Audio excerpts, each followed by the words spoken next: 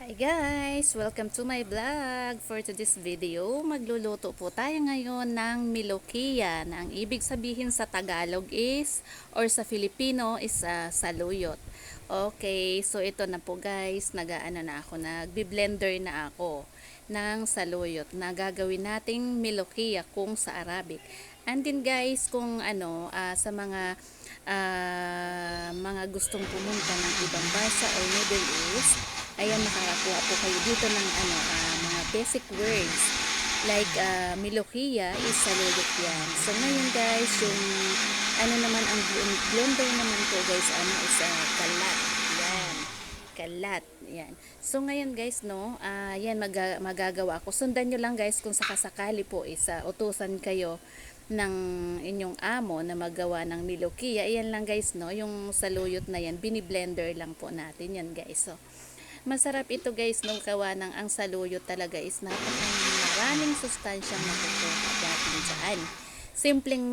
Simpleng gulay at saka hindi pa mura pa kumbaga po guys. So ayan na guys, no, ating bini-blender yan. And then kung nakikita nyo po dyan guys, ang ibig sabihin ng takip is yan, kung natin guys, so nakita nyo na naglagay ako ng tubig.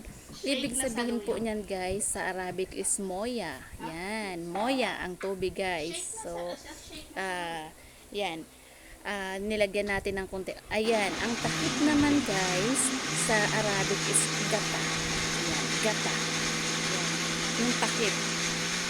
So yun guys, no, nilagyan na natin ng ito. Tapos guys, yung di ba linagyan natin ng tubig or moya. Ang naman guys, yung baso naman sa sa Arabic is kas. Yan, kas. Yan. Yung kas yan guys, no, yung baso.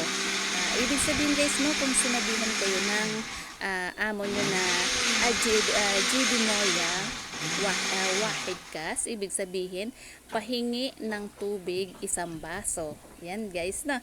So mga basic lang yan guys na atin mga nababanggit sa inyo para kumbaga yan, wahid kas maratani. Yan, hati siyada, okay. Isang baso ulit, hati siyada. Ay, ibig sabihin yan guys, no, sa Arabic ng hati siyada mo, wahid kas. So dadagdagan pa natin ng isang baso ng tubig. Yan. Yan guys, so blender na natin yung ating saluyot. So kalisimsim asir. Yan. Ibig sabihin, hayaan natin na maging parang juice. Yan. Nakita nyo po guys, sa parang juice na yung ang milokia kasi na blender na natin. Yan. So mamayan guys, magluluto na tayo. Ayan guys, yung yung garlic sa Arabic is tum. Yan. Kung nakikita nyo guys, ayan. Yan na ang ibig sabihin ng apoy naman sa sa Arabic is nar. Yan na. So yun, nilagyan na natin ng mantika. Mantika sa Arabic is zet. Okay guys, so yung mga basic lang yan guys, no, para kumbaga mapanood nyo po itong video na to is matatandaan nyo or meron na kayong maisasagot or pag once na inutusan tayo ng ating amo, madali nating maintindihan kahit papano meron kayong kumbaga nakatulong ako sa mga basic lang na mga inuutos ng mga madam or sinasabi ng mga madam. Yan, tandaan lagi guys, ang tubig, moya, andyan yung zet na yan, mantika, thum, garlic. Okay guys, ayan na ang ating milokia. Ayan na po ang pagluluto guys. Tandaan lang guys, no, ang milokia or saluyot, ibi-blender lang po yan guys na parang blender talaga na parang juice. Yan. Okay guys, natapos ang pagluto niyan is painit lang kayo ng mantika or zet and then lagay niyo yung po yung yung garlic. Gawin niyo pong brown. Ang brown sa Arabic is bunni. Yan na guys, no. Ilalagay na natin yung ating milokia or saluyot na blender. Yan. So, yan na guys, no. Kulay. Ang green guys sa sa Arabic akdar. Yan, akdar naman siya guys, ang Arabics ng green. O yan, harki-harki, ibig sabihin guys, halo. Halo-haloin lang natin, harki-harki. Yan guys, na. So, kahit pa paano guys, no, maka ano man lang ako, makatulong ako sa sa mga basic words na ginagamit ng Arabic. Yan. Sa mga first timer na luluwas ng Middle East, mayroon na kayong isang mino kung sakali po ay mapanood nyo po yung aking video. Ito po yung Milukia sa Pilipinas. Yan. So, yan guys, na naglagay ako ng magic sarap, pero sa Saudi hindi talaga sila nagmamagic sarap or kung ano man po ang inaano diyan. Bali ano lang yan guys, no, ang linalagay lang natin diyan guys, na gusto na mga kunting mili. Ibig sabihin kayo ng mili is ano yan, asin. Yan, asin guys. Yan. So, yan, harke-harke, halo lang na halo yan guys, para kumbaga yung paghahalo niyan guys ng Milukia natin, kaya parang walang patid kumbaga na paghahalo, is para ma-maintain yung pagkakulay green or berde ng ating gulay na ating Milukia or saluyot na blender. So guys, kunting ano na lang yan guys, no, kung nakikita nyo po yan isa So guys, iba na, mayroong kalas. pagka light green na, so ibig sabihin yan sa gitna is luto na, yung sa gilid is paluto pa lang, kaya kailangan nating halo-haloin, harke len. Yan, ibig sabihin hanggang yan. So yung sinasabi din guys na len, mga ganyan na, no? Hanggang yung pagsabi na harke len, kalas, na ganon guys. So, ibig sabihin ng kalas guys, tapos na. Ayan, tafinar, ibig sabihin i-off na natin yung apoy. Yan. So ready to eat na yan guys, napaka easy. Ito ang ano guys, no, saluyot, anuhin natin yung mga leaves, tapos hugasan, and then i-blender. Tapos, kali, ibig sabihin hayaan lang. And then, gawa ka ng, lagay ka ng zet or oil. And then, anuhin mo yung thum or garlic. Yan.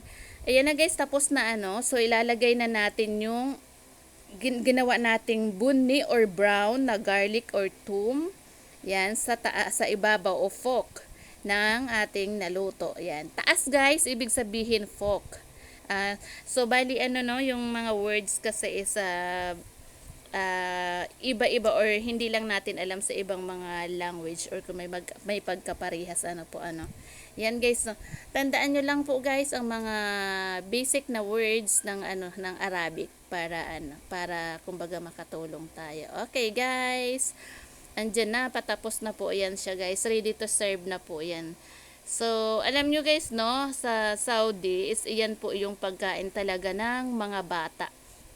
Paborito yan. Halos, ang ginagawa namin yan dati is parang yung parang isang sakong hinarvest na Milukia at saka halos makalahating araw namin yung ginagawa na magtatanggal lang kami ng dahon ng Milukia para gawin namin ganyan na i-blender, and then nilalagay lang yan sa refrigerator, ipi-freezer lang yan, gawing frozen, and then pag gustong lutuin is yun lang, naka-frozen lang, and then mag-ano ka lang ng garlic at saka tawag dito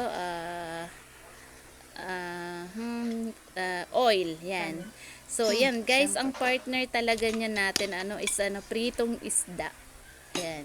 Rin naman kasi sa ibang bansa na sinasabing laham is yung karne nila. Yan. So guys, andyan na. Tingnan nyo po guys kung paano. Yung mga first timer siguro, gawa ng, yan, napaka-sticky kasi, pero hindi natin alam na ang daming sustansyang dala-dala ng saluyot. So guys, miss na miss ko yan guys kainin kasi hindi mo na kailangan mumuya or kung yan guys. Ang sarap po niyan talaga. Lagyan mo pa yan guys ng i-partner mo dyan guys, no, kung may lemon kayo or kalamansi, ipigaan mo po siya dyan, nag-aagaw talaga. Ang sarap ng Milukia. Yan, kung napapansin nyo po yan guys, naglagay pa ako ng ng garlic or thum. Ayan na.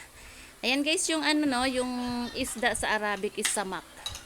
Yeah guys, ayan. Ayan guys, yung yung kutsara, milaga. Yan, milaga yung yung kutsara guys. Aha. O, diba guys, no? Sarap na sarap, kain tayo. So guys, yung sa sa ibang bansa, ayan, sa mga bata, linalagyan pa yan nila ng sa body, kumbaga, no? Sa body, yung yogurt. Yan. Sarap na sarap sila. Yan, nakakainan natin ng isda. So guys, ito lang po muna no, yung ating ma-share. Kung loobin na magkaroon tayo ng time na makaano ako nung mga basic na words or ginagamit sa Arabic, ano, yung ginagamit ng mga madam o ng amo nyo na mga pag-uutos or kung ano man ang mga salita ng Arabic. So baka pag may time po kahit pa paano makapag-share tayo dyan. Okay guys, request kayo or comment kayo guys sa ating sa comment section sa ating YouTube channel or dito sa ating Facebook. Kung may itatanong kayo kung ano sa Arabic ang ganito, yan. So sasagutin natin yan guys, basta alam ko lang po. Ayan guys, nagpapainggit pa ako dyan guys. So, green na green, akhdar, mara akhdar, ayan. So, ayan, kain na tayo. Ang sarap niyan guys. Sabi ko po sa inyo, itry nyo po guys, no, kahit konti lang. Itry nyo pong i-blender ang saluyot. Para, ayan. Ayan din.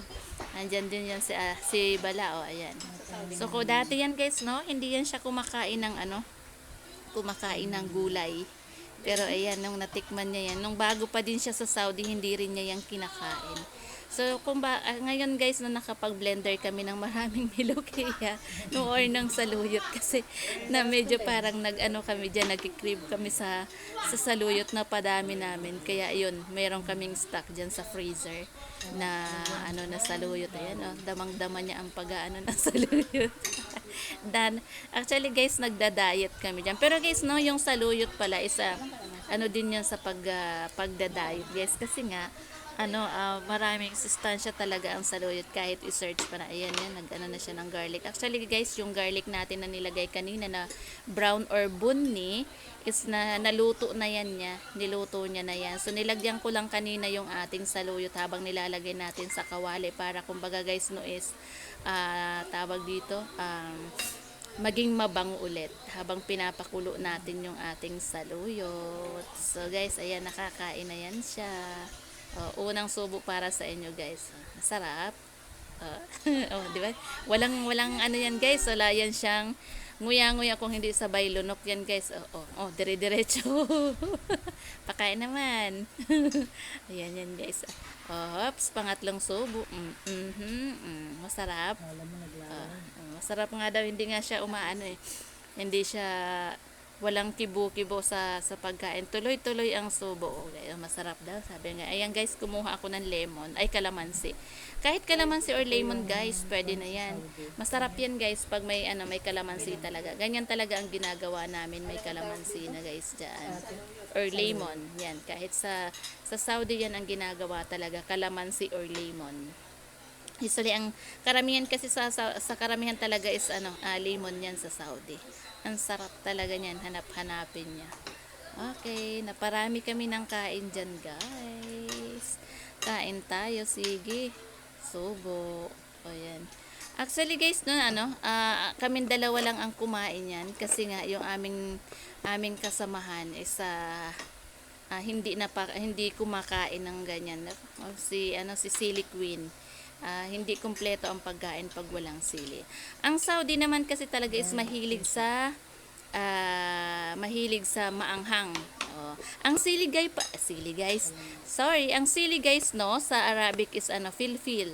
So bali tatlong klase ang filfil, yung sili. Filfil bared, ibig sabihin yung filfil bared is yung bell pepper.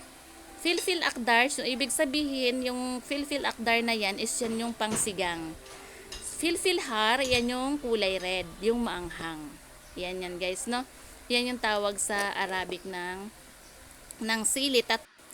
So guys, hanggang dito na lang po muna yung ating video. So guys, sana yung mga hindi pa po nakasubscribe, don't forget to subscribe my YouTube channel, Rovelyn TV, and sa ating Facebook. Thank you so much. God bless.